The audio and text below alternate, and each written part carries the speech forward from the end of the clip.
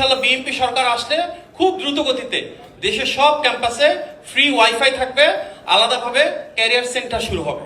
প্রথমে আপনাদের কাছে একটা প্রশ্ন রাখি, আপনারা কি চান যে আপনাদের যে ক্যাম্পাসগুলো আছে সেই ক্যাম্পাসের হল এবং ক্লাসরুমগুলোতে ফ্রি ওয়াইফাই থাকুক?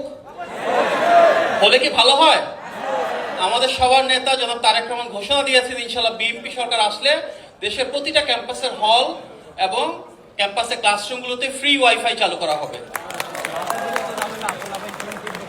আশা করি এর মাধ্যমে আমাদের চাকরি খোঁজা, ফ্রিল্যান্সিং এর কিছু কাজ করা, নিজেদের বসত বাড়িতে থেকে কাজ করা, সেগুলো অনেক বেশি সহজতর হবে। আরো একটা প্রশ্ন, আপনারা কি চান বিশ্বের অনেক দেশে যেরকম ইউনিভার্সিটিগুলোতে ক্যারিয়ার সার্ভিসের জন্য আলাদা সেন্টার থাকে, সেখানে একজন অ্যাডভাইজার বা কাউন্সিলর থাকে, চাকরিতে কিভাবে অ্যাপ্লিকেশন করতে হয়, চাকরির জন্য কিভাবে সিভি বা রেজুমে বানাতে হয়, কোন কোন জায়গায় অ্যাপ্লিকেশন করা যায়, ব্যবসা করতে হলে ব্যাংক অ্যাকাউন্ট কিভাবে খোলা যায়, সেই ট্রেনিং গুলো সেখান থেকে পাওয়া যায়, যেটা বাংলাদেশে সে অর্থে নাই। আপনারা কি সেই ক্যারিয়ার সেন্টার চান?